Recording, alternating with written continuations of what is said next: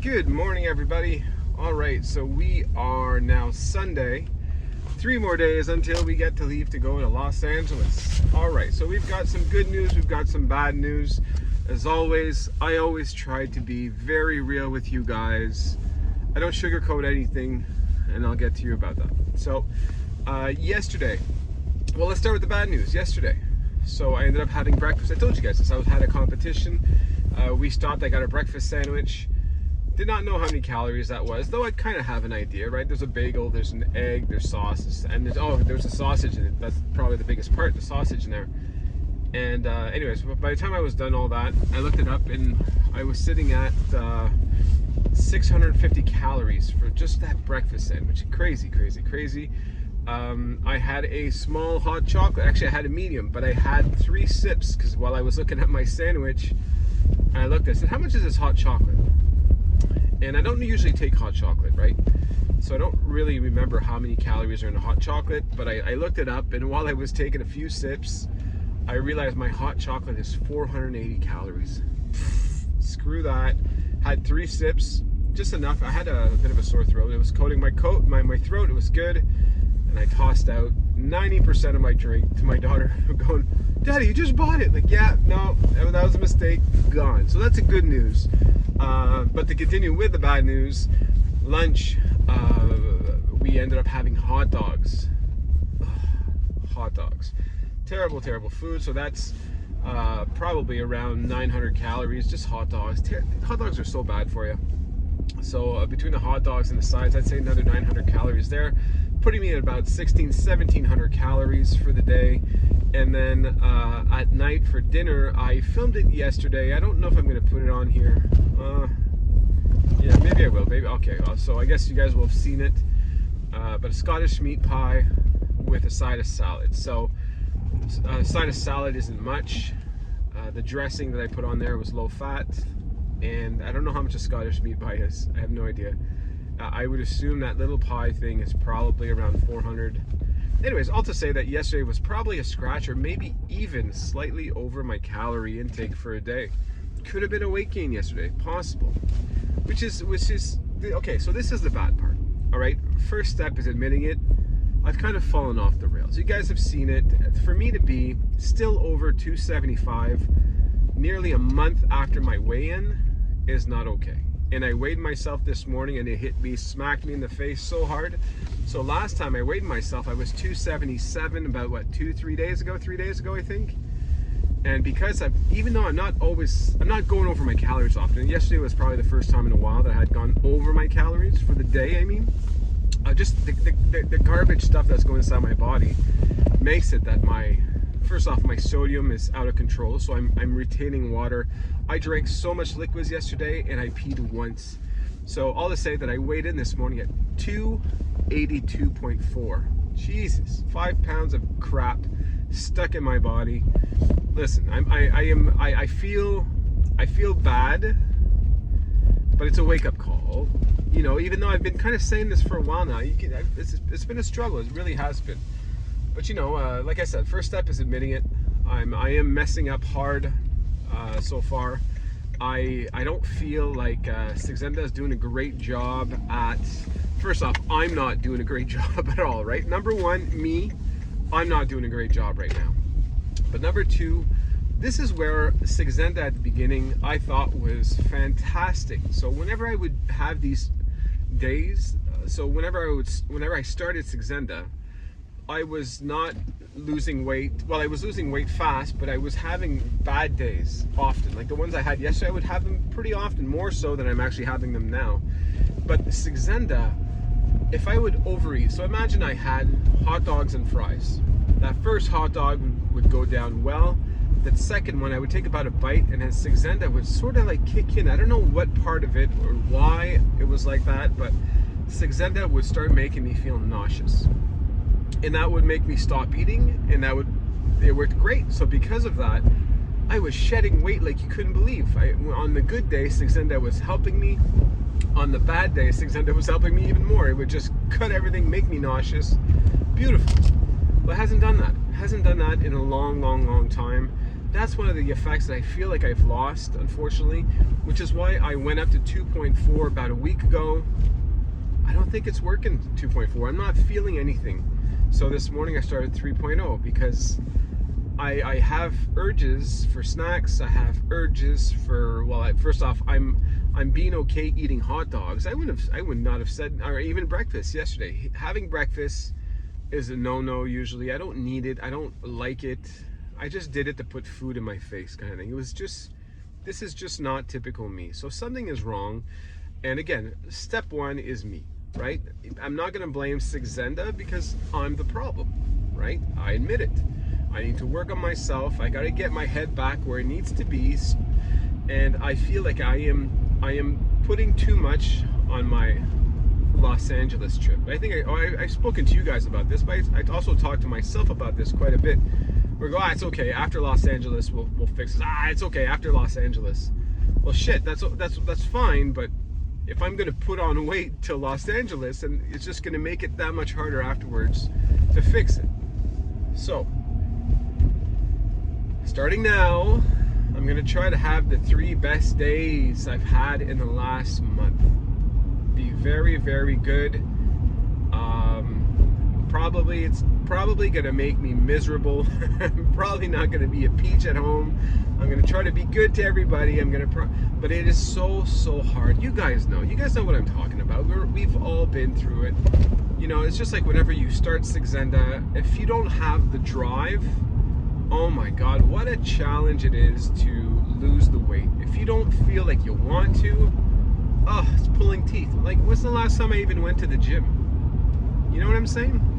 I was advocating that it's important to go to the gym 2-3 times a week if you can. Well, where's that been? You know, what's going on? So I know what I need to do. I'm not doing it. So I need to work on myself. I realize that I notice it. I admit to it. I gotta take responsibility, accountability. I gotta get that back in my life here. Yes, I did have my little medical episode during the holidays that kind of threw me into a whirlwind, but I got to get back on my feet now. I got to recover. You know, it's in the past, and it's tough. It's really tough this time around. I'm not giving up. I will never give up. I've said this before. I don't give up. I know why I started. I remember how bad it was when I started, and I know there is no plan B. Right? I can't quit. If I quit, I don't know how old I'll live. Right? Everybody in my family dies at 50. All the men, they're all dead. All of them heart attacks, everything. They're all overweight. That's what's in store for me if I don't succeed here. All right. So yes, okay. The last month has not been pretty. Has not been great. Has not been successful. I don't want to say I'm going to brush it off, but I think we need to use it. I need to use. I say we a lot, but it's me. I need to use it as an example of how easy it is to lose your way, and I need to get back on track. So there it is. I think I'm stating the obvious as nicely as I was saying things on the videos. It's okay, it's alright. I think you all pretty much had this in the back of your mind. Holy crap, this guy's not holding on too well these days. Yeah, I know. So, but I realize it, right? I realize that I just need to execute. So that was the bad news part of the day. Good news. I'm donating some stuff today. So yesterday, first off, let's start with my daughter's event. So she was unfortunately she fell a few times. Speed skating, you fall a lot. You're going fast. You're taking sharp corners. You're crossing your feet while taking the sharp corners. And she's 9, so you still don't have everything down. So she fell in several races, and it's too bad because she was always in first, but then she would fall and finish second, third. But near the end, it got great. The last 2 races, the most important ones, right? She won. So a good victory. So we're very happy for her. She's very pleased, and we were kind of making light of it. I was telling her that she's doing 2 sports. She's a speed skater and a diver these days. It's a joke. It's okay. If you say it properly. Oh my God, this coat's so big. It's getting cold out here. So that's the good news. So that ended well. She was very pleased with that. She has another skating, not a competition, but she has training tonight. So we're gonna get ready for that. So that's number one. Number two is we went through a lot of our stuff in the basement last night.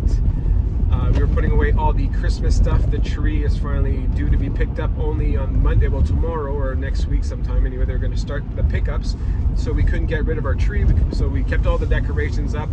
So finally we were able to do the full cleaning of everything, and got the tree out. And we ended up finding a lot of stuff in our storage, things that are somewhat valuable, some are not so much, but a lot of them were pretty valuable items that we haven't used in, upwards of, or maybe 2 to 5 to 6 years. It's just been stored there. So we decided, it's time. We like to donate a lot whenever we can, and so I filled up the van. The back is packed with stuff that we're going to be giving to the needy. Very, very important. I don't know if you've ever given to the needy, but oh my goodness, the difference it makes. And you know what? People say money doesn't buy you happiness. Bullshit. Okay, if you're saying that, it's because you've never been poor. Now, if you're making 60 grand a year and you go up to 200 grand a year, no, you're right. Money won't buy you that extra happiness. But if you're struggling to find your next meal, struggling to pay rent, feed your kids, you can't go out anymore, you can't get clothes, you can't look reasonable. Guys, I've been there. That is no joke. No joke. And it is, as soon as you claw your way out of that hole, it's unbelievable. And it's super expensive to be poor. If you guys, people that haven't experienced it, you have no idea. If your checking account doesn't have enough to clear something, well, imagine you had a payment and all of a sudden you didn't quite have enough money and it doesn't go through. Well, guess what? They slap you a fee of $75. Well, I already didn't have the $20 that I needed to pay this, so you get deeper in the hole. Everything is just more expensive when you're poor. So I've been through it. I had some pretty big struggles when I was young with that, and I remember one time I was going to school full time. I was working at the same time, and I still couldn't afford my rent. So I had my card. I had a card to help me do the soup line kind of stuff, be in line to get meals, get food, and this and that. And I would go get expired cans, expired boxes, whatever the hell I could put my hands on. That was my only way of surviving. And I did that for a few years while I was trying to finish up my education to get a job. And I remember that during Christmas time, I got a knock on my door because I guess they whenever you sign up for these soup kitchen things, they keep your information, right? You give them all your information, you give them how much you're making, how much rent is, and they ask all these basic questions to be sure, are you really poor, are you really struggling, or are you just trying to take advantage of the system, which unfortunately happens quite a bit. And I remember it was, I think, like December 20th. I had nothing. I didn't have any food. I was, I was barely surviving. And I got a knock on my door, and it was somebody from their team that gave me a really big gift basket, like a Christmas gift basket with good quality food that somebody had donated. People had donated money, people had donated baskets. So somebody out there decided that it was a good idea to give people, like, this basket must have been, if I were to buy a basket like that today, it'd probably cost about $200 to get this basket. And I'm not an emotional guy, but whenever I saw that, oh man, I was in tears, super emotional about it. So it makes such a big difference. So because of that, we like to donate quite a bit. We teach the kids to donate quite a bit. So whenever they come downtown with me, we have a lot. Obviously, when I'm downtown, we have a lot of homeless people. Some of them, I speak to everybody. I don't care if you're homeless or not, right? We're all equals at the end of the day. So I know a lot of them, actually. And there's a lot of them I bought lunches for and things like that. So I kind of have a good idea, at least, if not all of them, there's too many, but there are some that I know why they're homeless. Some of them lost their families and they had a mental breakdown. That's super sad. Some others, it's drug addiction, right? A lot of drug addiction. So depending who they are, I don't want my kids going past everybody. Some of them are actually burnt out, and it's kind of scary. But the ones that we do know, my kids have given them sandwiches and stuff, and so it's great. And I try to teach them that. And so they went through their rooms yesterday, they picked up at least 2 or 3 big boxes of toys, because all they do now is they play on the iPad anyways, right? All their learning apps, anything that's from school to gaming to anything, everything's on the iPad basically. So you don't need all these toys anymore. So yeah, it's all in the back. We've got a lot of stuff for children. We have a lot of books, French, English, Christmas, kids, adults books. Some of them are actually pretty valuable. Some of them I was looking on eBay are going upwards of $50 each. Again, we're not looking to make money. We want to help people. And another thing I remember is whenever I would go get clothes, when I was signed up to the soup kitchen thing, you weren't getting quality clothes. You were getting people's garbage mostly. So that's another big thing. So for me, I went through my closet and all the clothes that I was wearing when I was 360 to 300, well 300 to 360, I packed it up in bags, because this is not cheap stuff. Excuse me. This is not cheap stuff. I buy good quality clothes, and all my dress shirts that I put in the bag, or even today, are probably worth $75 and up, and I filled up big garbage bags. Give that all, so that there are a lot of big guys out there that need some nice clothes, so feel good. So a lot of feel good moments, a lot of talking with the children and explaining how important it is. And yeah, so that's the good news for today. A feel good moment. Hopefully a way to turn things around too. So do a good deed, and yeah, and I got to get back to the grind. I still couldn't get myself to go to the gym this morning though. Still couldn't do it. I don't know, man. Crazy times. But I'm gonna work hard on not putting anything in my mouth.